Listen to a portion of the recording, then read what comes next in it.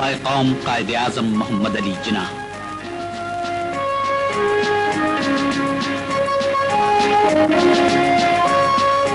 بر صغیر میں مسلم نشت ثانیہ کا سب سے بڑا رہنما، وہ قائد جس کی ولولہ انگیز قیادت میں 14 اگست 1947 کو پاکستان دنیا کے نقشے پر نمودار ہوا۔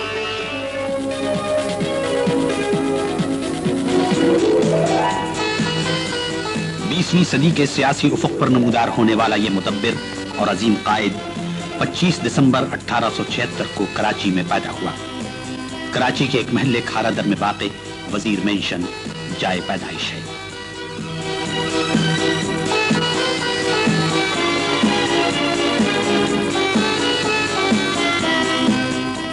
چرچ مشن اسکول، سندھ مدرسۃ الاسلام اور لنکنز ان جیسے علمی گہواروں میں ان کی فکری تربیت ہوئی۔ دانش و آگہی کی فروزاں راہوں اور سیاست کے پیچ و خم سے گزرتا ہوا بر صغیر کے مسلمانوں کا یہ قافلہ سالار اپنی قائدانہ صلاحیتوں، بصیرت، حکمت و دانائی اور نظم و یقین کے ساتھ انہیں اس منزل پر لے آیا جہاں غلامی کے دھندل کے چھٹ رہے تھے اور آزادی کی صبح درخشاں طلوع ہونے والی تھی۔ 1940 کی قرارداد پاکستان بر صغیر کے مسلمانوں کی اس جد و جہد کا نقطہ عروج تھی جس کی قیادت قائد اعظم نے تقریباً 3 اشروں سے اس طرح کی تھی کہ ولولے جواں تر اور عزم راسخ تر ہو گیا تھا۔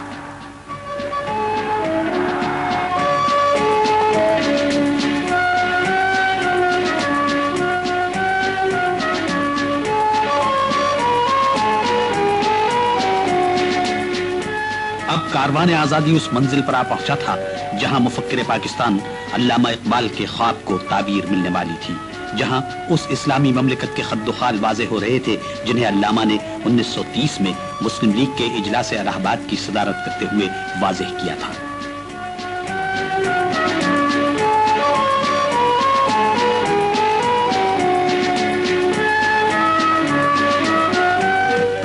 اور پھر اگلے 7 برسوں میں حصول پاکستان کی جد و جہد روز بروز زور پکڑتی گئی۔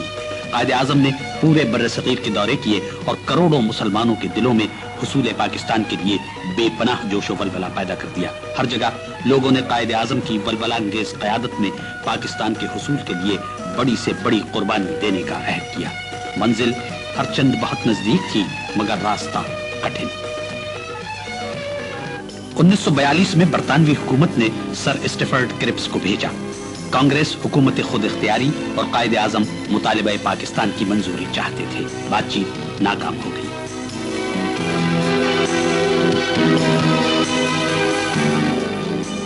ستمبر 1944 میں قائد اعظم اور گاندھی جی کے مابین ہندو مسلم اختلافات حل کرنے کے لیے مذاکرات ہوئے۔ 16 دن تک جاری رہنے والی یہ بات چیت کسی نتیجے پر پہنچے بغیر ختم ہو گئی۔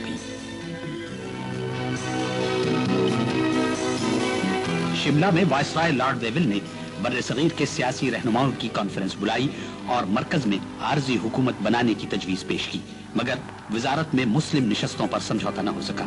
قائد اعظم کا کہنا تھا کہ مسلم لیگ مسلمانوں کی واحد نمائندہ جماعت ہے اور سارے مسلم وزیر اسی کے ہونے چاہیے۔ اپنے دعوے کے ثبوت میں انہوں نے عام انتخابات کا مطالبہ کیا۔ وائسرائے نے عام انتخابات کا اعلان کیا۔ 1946 میں پورے بر صغیر میں عام انتخابات منعقد ہوئے۔ کانگریس نے متحدہ ہندوستان اور مسلم لیگ نے پاکستان کے موقف پر انتخابات میں حصہ لیا۔ مرکزی اسمبلی میں ساری مسلم نشستیں مسلم لیگ نے جیت لی۔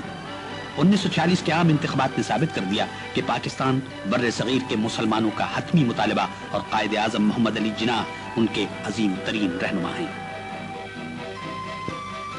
کیبنٹ مشن کے بر صغیر کے سیاسی رہنماؤں سے مذاکرات کے نتیجے میں فوری طور پر عارضی حکومت کے قیام کے منصوبے میں پاکستان کی بنیادیں موجود تھیں۔ مسلم لیگ نے شروع میں اسے منظور کر لیا مگر کانگریس عارضی حکومت میں لیگ کے ساتھ مساوی نمائندگی پر تیار نہیں ہوئی اور اس نے یہ منصوبہ مسترد کر دیا۔ 7 سال کی مختصر مدت میں قائد اعظم کی سیاسی بصیرت، ان کے آہنی عزم و ارادے اور ان کی مدبرانہ اور ولولہ انگیز قیادت میں اٹھنے والے ہر قدم پر منزل نزدیک تر آتی گئی۔ مارچ 1947 میں لارڈ ماؤنٹ بیٹن وائسرائے ہو کر آئے اور بالآخر برطانوی حکومت نے بر صغیر کے مستقبل کے لیے وہی حل پیش کیا جس پر قائد اعظم اتنے عرصے سے زور دیتے چلے آ رہے تھے، یعنی بر صغیر کی تقسیم۔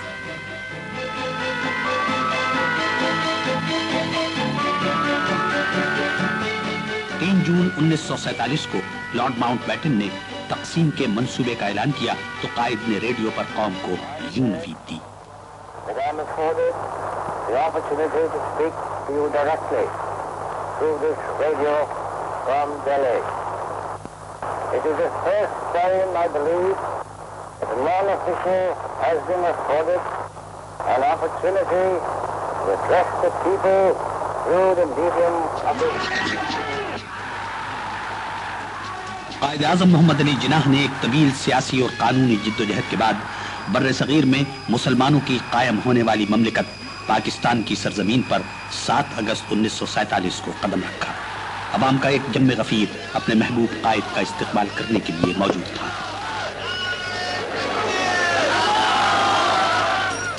بابا قوم قائد اعظم محمد علی جناح انتقال اقتدار کی تقریب میں شرکت کے لیے تشریف لائے۔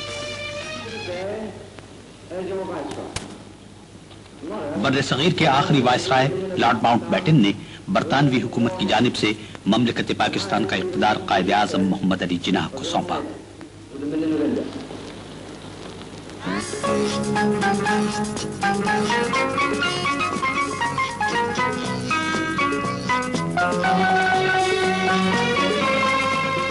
مملکت پاکستان کے سربراہ کی حیثیت سے قائد اعظم نے اپنی مختصر تقریر میں تشکر و تہنیت کا اظہار کیا اور مملکت کا اقتدار سنبھالا۔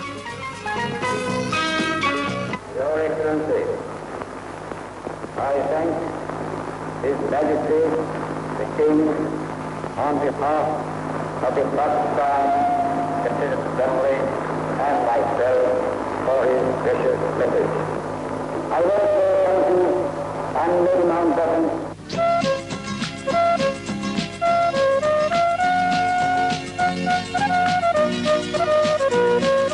انتقال اقتدار کی تقریب کے بعد قائد اعظم محمد علی جناح اسمبلی کے باہر تشریف لائے تو عوام کا ایک ہجوم اپنے اس عظیم رہنما کے دیدار کا منتظر تھا جس نے بر صغیر کے مسلمانوں کو ان کی منزل سے ہمکنار کیا تھا۔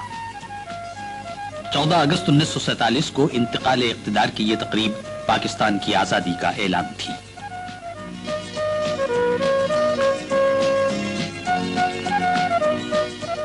اگست 1947 کو بر صغیر میں مسلمانوں کی نئی آزاد خود مختار مملکت پاکستان کے ارکان حکومت کی حلف برداری کی تقریب منعقد ہوئی۔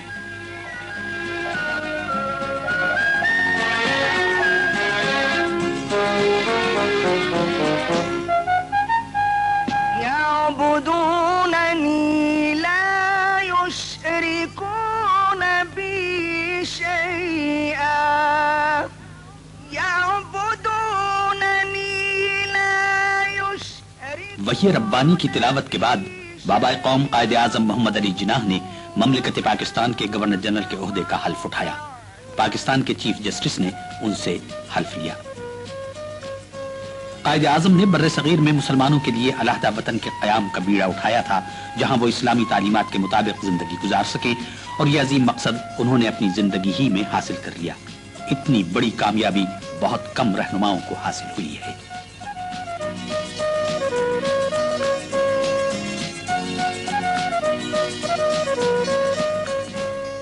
لیاقت علی خان نے وزیر اعظم کا عہدہ سنبھالا۔ دوسرے وزراء میں آئی چندری گر، ملک غلام محمد،